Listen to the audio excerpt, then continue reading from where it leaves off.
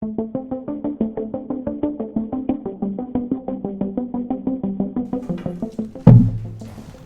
there! Welcome to Sneaking in the Green Room. I'm your host, Andrew Kushner, and each week I get the pleasure of sitting down with some of Portland's funniest comedians. Hell, let's be honest, these are some of the country's funniest comedians. And today, oh my gosh, do we have something big. Sitting with me in the studio is a comic who has opened for Dave Chappelle. He's big time. 2012, Portland's funniest person. Oh, you folks have no idea. I got Nathan Brannon with me. Man, this guy is a legend in the Portland comedy scene. He is also a friend of mine. A Nathan, legend. Wow. Nice. Thank you so much for coming on my show. I don't know what you're doing. I also came on the Did floor. you talk to your agent to let them know you're doing this? Yeah, but my agent's a cat, so he really doesn't have much say. Well, then, hey, I love cats. I do whatever I want. Awesome. He does whatever he wants. How's life treating us? It's good, I think, right? I hope so. Yeah. Yeah. We're not evicted yet. It's okay. No, I've still got a place to live. Things are good. Yeah. So yeah, this forum is pretty much open. You can say whatever you want. There's no censorship. Yeah. There is. We're not gonna have any issues. We can say the word fuck. We can, talk about horrible things. Cool. It's acceptable. So tell me about a bit about yourself. Where'd you grow up? Where were you born? I grew up here in Portland, Oregon. Born and raised in North Portland. You were probably the last true Portlander still around. I don't meet any of them anymore. Yeah, put me in a museum or something like that. Yeah, I don't know. They're all out in Troutdale or something. I'm not sure where they are. Yeah, it's funny. I noticed that. Like, a lot of people just moving out of nowhere, like, from other places here. Like, everybody's here, right? Everybody. Yeah, from I somewhere moved here else. 8 years ago. Yeah, I'm one of those horrible Californians who came in and took over Oregon. Damn, I'm that dude that's like, there used to be forest over there. There used to be a park. Well, just for the record, I hate LA. And that's where I grew up, and I'm so glad to be out of there. Hopefully one day I will go back, just for fun. Just for record, I don't hate LA.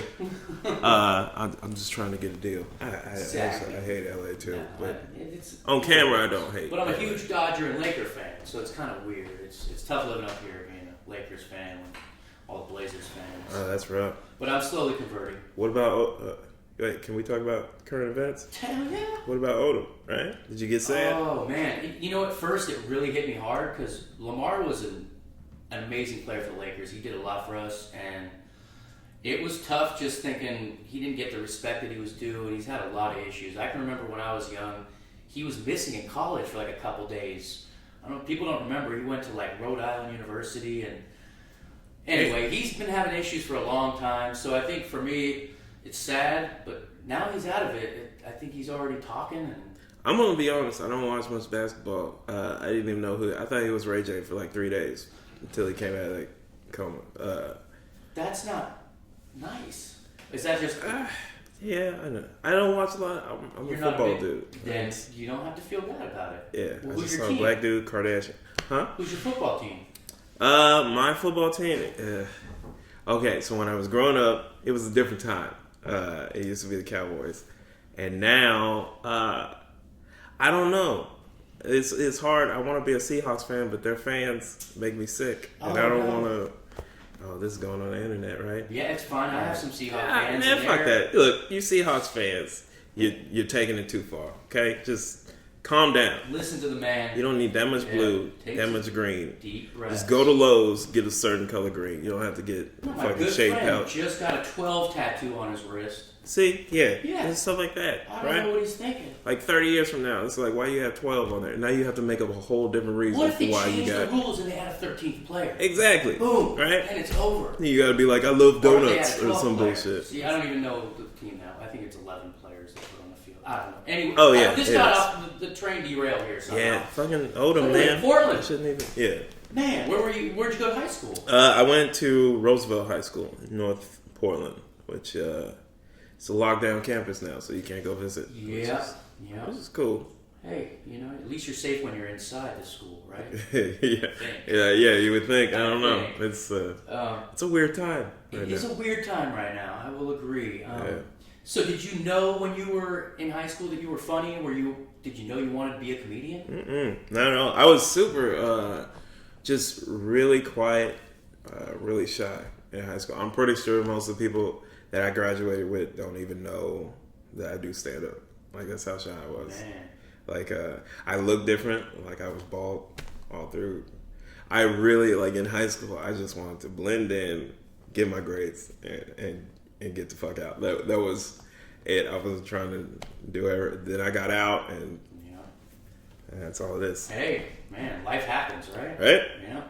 And so, when did you get an idea that, man, I like comedy? This is kind of cool. When did that happen? So I was in college, and I think that's we had like this internet within the college where people would bootleg all kinds of stuff, porn, comedy, movies, stand up, all that stuff, and you could watch it. People would just share it, and there was so much stand up on there, and a lot of my buddies were into like Ron White and stuff like that. I was in the Sinbad back when I was a kid and stuff, and I just started watching a lot of his stuff, and I think I really got into it then. I didn't really even know what stand up was, even in college, but I know it was just nuts how somebody could just talk to you and you feel better afterward. Right away, did you relate to it? I mean, when you were watching comedy, you were like, "Oh man, I can possibly do this." Did you think about writing? Oh no, not like I could possibly do it. Like when my first time ever, it was a dare. Like I was forced to get up there, so it wasn't like, "Oh yeah, this is all me." I think what I don't know if a lot of comedians have this happen, but for me, it was like getting on stage, and it wasn't a terrible time. Like people laughed at the stuff I was saying. I don't even remember most of the stuff I said, but I remember them laughing, and it's like, it's almost like heroin almost. Like, nah, I don't know what heroin feels like. I have done many drugs. Yeah. The first laugh I got on stage, at that moment, I knew that I need that the rest of my life. It's something within me that I can't explain. When I get off the stage after getting a couple laughs, even not crushing, just a couple laughs, that'll last me for the whole entire next day. Yeah, right. And I thrive it. It's something special about when a group of people just agree with the stuff you're saying. Co-signing your bullshit. It's a special feeling. There's nothing like it. And so when did you do your first open mic? When was that? I came up here end of 06, I think. Or something like that. Actually, there was a comedian, I went to college, I came back, and I really wanted to do stand-up after that first time I did it, and no one knew anything about comedy here. Like, there were comedians, there was like a really small scene, but for the most part, Portland didn't really even know there was a scene here, so I was like, well, I guess there's no scene, there's no way for me to get better, so it would have been a nice thing, but I might as well go and do my other stuff. Then I went to, it was the only comedy club at the time, Harvey's, and the headliner and the feature both were from here. So I went up to them afterward, because they weren't famous, so you could do that. That was mean to me. They were great. If you don't mind. Well, no, the headliner, he's super famous. He's Dwight Slade. Oh yeah. He's huge. Yeah, he's great.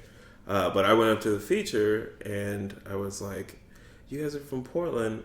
How did you guys do stand-up? Like, how did you guys get to this point if there's no comedy here other than this? And he goes, oh, I went to the open mics. And I was like, what open mics? And he goes, oh, and he wrote me out a list of every open mic that was going at that time and the times and all that stuff. He was very gracious. And I always thank him for that, because if he hadn't written me that list, I would never have started comedy like the way I'm doing it now.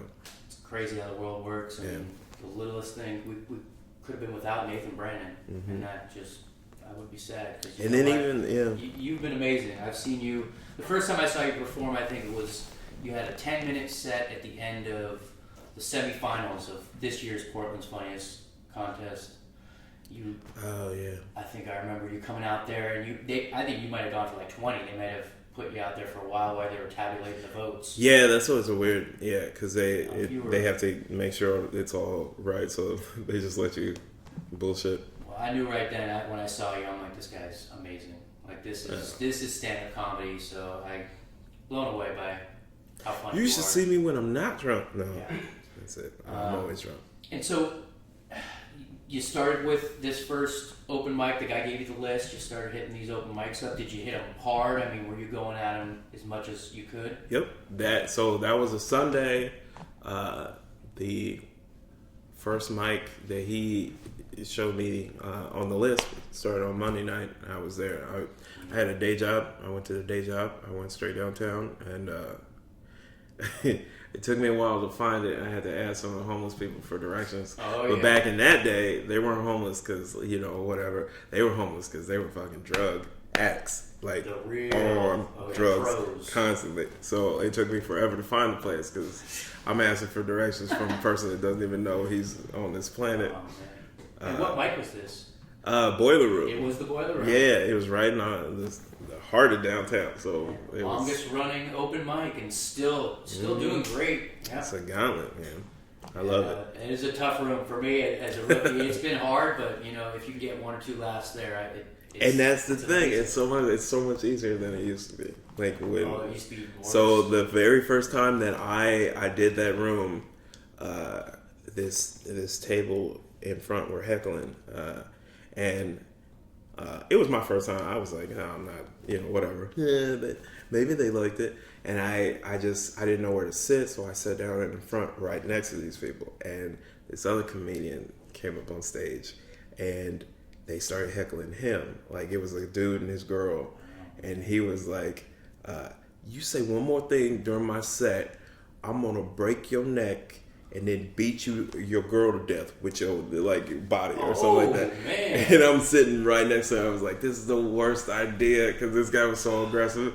And I was like, I can't be here the first night I'm in comedy. Yeah, I mean, I have seen a couple times though hecklers pull the worst out of some comedians. It used to get real. I pulled a knife on somebody before. Oh man! On stage, and where was this? That was at Suki's. That's when you actually pull a knife. It wasn't a knife. It was it was a comedian. Weapon, any kind of weapon. That's awesome. Man, I want that to happen to me. It was a switchblade. You push the button and then bang comes out. No.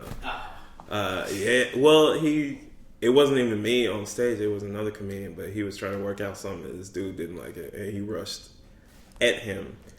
That makes sense. Yeah, and so a lot of us got up on stage and stuff like that, but it was like, it's I had the knife on me. I was like, well, we'll do this. At the end of the day, I can't get physically, unless someone comes at me, then I'm gonna do what now there's even more incentive because you got YouTube. You just put that shit up. People set up GoFundMe's. Hey, that's a great idea. Maybe I should just start being a lot more offensive and just. If I don't make it in the next 5 years, I'm just gonna try to get people to stab me on stage. That's it. Smart. Oh man, this is why he's a genius. Man, Nathan Brannon, this is great. I might lose a kidney, but I gain followers. So that was you hit hard. I mean, you hit Boiler Room. Got the. What are we gonna say? With heroin, what are we getting? The fix. You tasted it. Yeah, it was already. Again. Yeah, you were an addict. Yeah, and then the scene just kept growing. A lot of more and more people started wanting to do comedy, and then we all started just setting up our own mics and things like that. So there were more rooms going on, and then it got to a point where you could do about 3 sets a night. And that was now I'm pretty sure everybody can do. Yeah, I should be doing 3 a night at this point in my career, and that's where I'm hopefully heading to. Because I have a lot of free time. I grow and sell weed for a living. I have no excuse to not be at every mic every day. That's all you got. You just watch the weed grow and write jokes. That's it, exactly. Watch the weed, smoke it, and right. Oh, and I'm an extra on TV shows, which means nothing. No, that works. I believe we have worked on the same show, if I'm not mistaken. Graham? Yeah. I actually, I'm going to be making my big screen debut this coming Friday. Oh, really? Yeah. Well, we'll see. I probably won't show up, or I'll be just a blob on the screen. That stuff, that's a kind of a double-edged sword, man. Because you go other places and people will put that on the flyer or whatever. like, oh, he was on Grimm. Oh, and then there's people out there, they watch that show religiously, you know, and they'll come out to the show and be like, so what episode of Grimm were you in? It's like, I was on season 1. Like, it was, my side profile was on. I handed papers to the black dude. It was, and then they don't want to buy your album. You actually handed a prop. You did something in the show. That's kind of big. No, I don't even think that. I think, that got cut. I was just walking. I think it was what made it on TV. So it's. I'm in a funeral scene. We'll see if I even show up. I'm standing right behind the casket. Just cry real hard, man. I was trying to do it, and I was worried that I looked like an overactor. So. Anyway, yep. So that's what enough about me, man. This is about. Yeah, let's keep talking about it. You ever have a dog? Huh? Yeah. Do I? What was that? You ever have a dog? A dog? Yeah. I do. I better to just discuss this. Do you see my black eye? What the fuck? Do you see this? I actually was chasing after my ex's dog because I'm a nice guy and I have really tiny testicles, so I don't say no to my ex. And I was running after the dog. It got loose, and I tripped. I'm no longer agile. I don't have the balance I once did, and I fell into a fence. That shifty bitch. Half fence, Talking half about the cement. dog. Yeah, no, stupid animal. It's a rat terrier, and they say it was bred to eat rats. And I look at it and I'm like, no, you were bred with the rats because it's like a half rat, half dog. Okay. I wouldn't even eat it if it was the last thing on earth. I'm cool with terriers too, but not those. That's not. Yeah. No, I'm sure it would be a nice dog, but no. Today with the black eye, fuck that dog, man. I'm ready for it to just run away. So anyway, away from me again. You keep trying to take the focus off of you. This is Nathan Brannon being, just That's what modest. I do. Well, I want to talk to you about 2012, Portland's funniest person. You were the champion. How was that for you? How was the competition? That was pretty great. I got a cake out of it. That was pretty nice. A lot of good stuff happened afterward, but I'm not now. So, well, you're not, up. But you are forever the 2012 champion. Yes. So they can never take you have that to go away. back to the history books. You can't miss. No, I'm all about my history. I had a six-pack when I was 12. I'm always telling people that. Yeah. That's it. And so after that, you won the Portland's Funniest, and then you started getting the big gigs. You were opening for Dave Chappelle. Yeah, that was really cool. Traveling the country. It was nuts. Like, that was like right after it too. So like, I'm still riding the high of like all the articles and stuff that come after. And then someone out of the blue was like, "Hey, Chappelle's touring again, or not even touring again. He just wanted to do a couple theaters, and he wants an opener. Do you want to do it?" Send him a tape, and like I had to send his people a tape, and they had to okay it, and then he would watch it, and then if he okayed it, then you can go. Where was this? Like in the Bay Area? No, it was here. It was all he came up to Portland. Yeah, he did Arlene Schnitzer and. See, I need to do my research a little better. This is what we're finding out. It was so nuts. Like he, it was the most nerve-wracking 2 days because it took 2 days to figure out, whatever. They didn't get back to you, and it was like, oh fuck, man, what if I said this wrong, or what if I, and it was crazy because that year, Kevin Hart and him were doing shows back to back. So Kevin did his show. Then his fans would clear out, and then I don't even think they cleared out because they wanted to see Chappelle, and then he stayed back, him and his openers. But like I think he has people he takes with him. Kev. This is way out of my league. I don't even, man. Yeah, I would have killed to open for both of them, but yeah. Either way, that is a special thing you have on your resume. Yeah. Yeah, it's someday maybe I'll get to open for. Yeah, I'll put in a good smooth. word for you. That was smooth, wasn't it? You don't need to worry about it. No, we're looking like 6-7 years down the road. Yeah, look out for me. There's a truck stop waiting for the both of us right now. Exactly. We got it. Exactly. Oh man. So we're kind of getting towards the end of the show. I mean, this has been a great interview. Just finding out about you, and I kind of wanted to start this show to give the younger comedian, which is myself, I've been doing it about 5 months, and I wanted to give... You're this organized? What the fuck? Man, I'm faking it. This is why I am a background actor, so I'm just... It's all fluff. You think it's nice. I'm lying. What is it, nude? I would have been... Yeah, Man, yeah, still would have been jacking off at this point. What are we doing? So yeah, I mean, new comedian getting going in Portland. There's this atmosphere. A lot of people are talking about PC culture, that you can't tell jokes about certain subjects and delve into certain themes. I'm in the side that at first I thought it was against me. I couldn't tell these jokes because the younger generation is all PC, but now I don't feel that way. I feel like you tell me, what do you think? Well, I don't. Oh, okay, so I think what you should ask yourself, like when talking about like this whole like the PC culture and everything, like rather than saying like, oh, they won't let me talk about this or that, instead of looking at it from that angle, asking yourself like, why am I talking about it in the first place? Is it just because you're like, oh, this is funny, they're gonna laugh at this or whatever?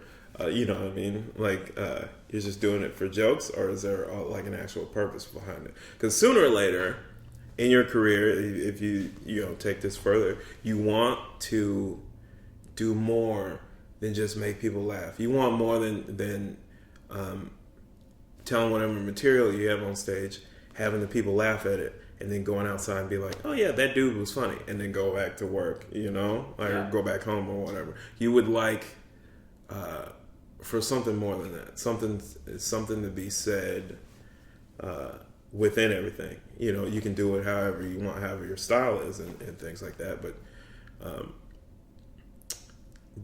like you don't want to just be a jester, Gotcha. And I think a lot of that stuff you can by trying to just be like, oh yeah, they'll laugh at this, they'll laugh at that, rather than being like, oh, this is a dope joke, or this is a great joke. If you get into that whole mindset of like, oh yeah, this is something to laugh at, then you'll end up later on down the road just doing stuff, going through the motions. And it also it leads you towards doing stuff like that, where you'll throw your mom under the bus to get a laugh. Anything to get a laugh. Yeah, and then you'll hate yourself afterward. But like, I always have been under the mindset, like, if you're gonna take on something like that, where somebody else is the butt of the joke or the expense of it, then you better be saying something important. You better be using it to prove a point or an example or something like that. Not just talking about, like there's a comedian that was talking about somebody, just how fat she was or something like that. And it's like, what's the point of that? You're just, like, even those people that are laughing right now, when you say that, they're going to leave. They're not going to, they're just going to go, oh, that's funny. Yeah. But that person is still hurt, right? You're not that much further along. They're not better for hearing it, but that person is hurt, right? Like, when I first started, I used to I had some jokes about homeless people. It wasn't even the homeless people, it was the dogs that would hang out with the homeless people. Oh, why do they have to, And I caught myself early on, and I was like, why am I even telling this joke, right? So, like, people laugh at that joke, and then after that, what is there? Like, you leave, and those people are still homeless, and now they're more embarrassed because you were just talking to all these people who had homes in front of them, and it's like, you don't want to.